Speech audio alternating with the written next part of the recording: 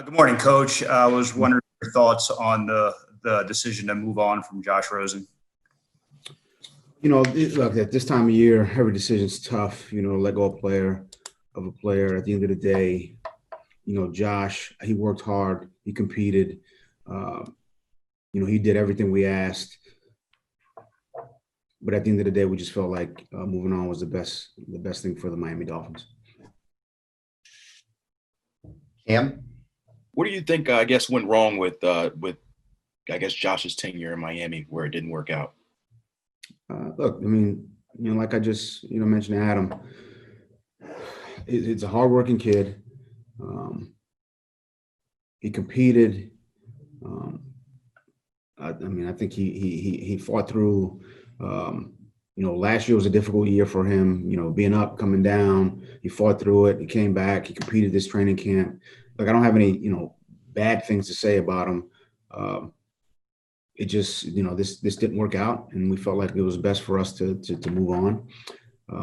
I wish him the best. He's immensely talented, and but we just felt like this was the best move for the Dolphins. And again, like I've said before, there's a lot of factors that go into every decision we make.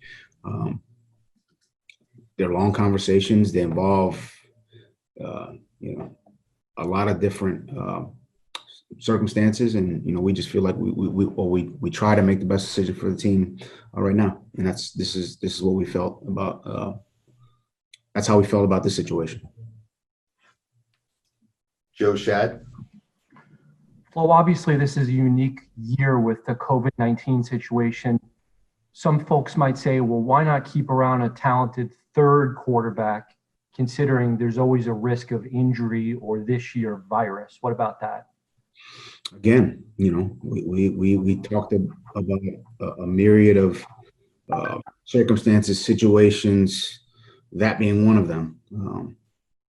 So a lot of factors go into the decision making, but we felt like even with that, this was the best move for the Miami Dolphins. So, that was kind of, we don't take any of this lightly. We put a lot of thought in that, every decision we make. Josh competed. I wish him all the best. But, that was a decision we wanted to make. Hal? Hi, Brian. The move with Rosen would seem to make a statement about your feelings toward Tua and his preparedness to get into a game if need be right away. I'm wondering if you could address that, just how confident you are if Tua had to play almost immediately, really. Look, again, Tua had a good camp. Fitz had a good camp. Josh, had a good camp. All these guys were competitive. There's a lot, of things that go into making a decision. Obviously, from a health standpoint, we feel good about where Tua is. At the same time, we're not saying that, Tua's number two. We're not saying that he's number one. We're going through it. We're still making evaluations. We're still looking at every, possible scenario. We got a bunch of guys who are going to be released this evening. But yes, at the end of the day, we feel good about where Tua is, and same as Fitz. And, we're going to move forward with those two guys. And, we could potentially add another quarterback or someone at another position as well. Safid? Yeah, Coach, I just wanted to ask, how important is it for you to have a quarterback on the practice squad, and maybe is bringing back Jake Rudock a possibility for you guys because of his familiarity? Again, those are conversations that Chris, Brandon, myself, we have, Marvin Allen. Look, you can never have enough quarterbacks. So, I could see us having one on the practice squad. But I think it's too early to say, hey, we're going to do this, that, or, something else. Look, we don't have all of the, there's going to be a lot more players on the wire tonight. We'll take a look at all of them, and we'll see where we are from there. Cameron, Hey, Flo, I know obviously last year you guys spent a 2 on Josh. I guess when you look back at that trade, is there any regrets? Is there any, looking back and figuring why it didn't work, the trade? I think the most important thing is to kind of move forward and not look back and worry about today and worry about this season and not worry about what happened last year or look, not you don't hit on every play on every trade on every draft pick. I mean, that's show me a team that's hit on every one, and I'll applaud that team. So I'm not saying that there's any regrets. I mean, I feel like in the moment, we felt like that was the best move for the Dolphins. So it didn't work out, and we moved on from Josh, and we'll leave it at that. Joe Shad, So Flo, the dynamic in the quarterback room primarily now is going to be Fitz Tua. And we've talked almost every day about how wonderful that combination is. The dynamic of Fitz and Tua, is there an advantage from your perspective to that on and off the field, practice reps included, as opposed to what? as opposed to having 3 quarterbacks in the room and sharing practice reps? I think the dynamic, if it's 2 or 3, I don't really see much of a difference.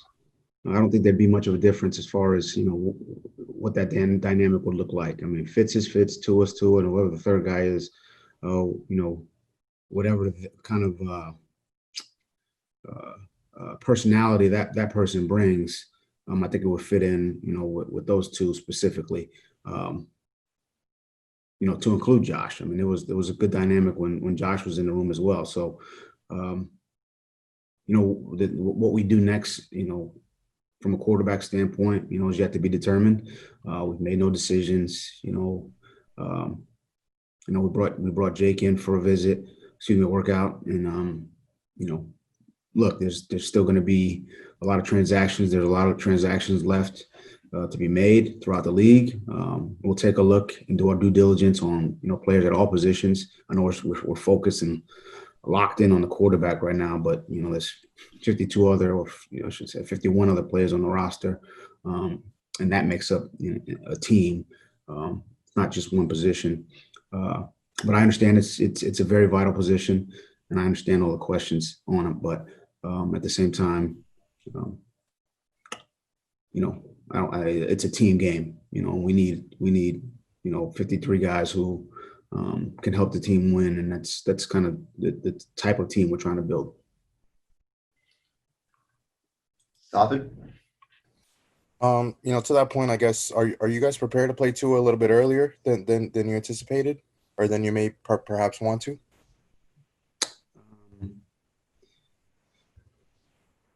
Look, he's had a good camp. He's been competitive. He's improved. I mean, I think if he had to go in, I think he'd prepare himself and do the best he could. Obviously, he's shown improvement, and right now, I would say he's shown a lot of improvement. And if he had to go in and play, that's how it would be. Now, a rookie playing early on, we may have that at some other positions, and if that were the case, and that's what it would be. But I don't like to speak in hypotheticals. I know everybody else does, but that's where we're at. all right, we got time for one more. We'll go to Omar. Last year, you guys were aggressive on the waiver wire with 5 claims, along with the number of trades that you did. Do you anticipate yourself being that aggressive? And what are you looking for on the waiver wire? Not necessarily positions, but players. Not players, but young players, moldable players, things like that.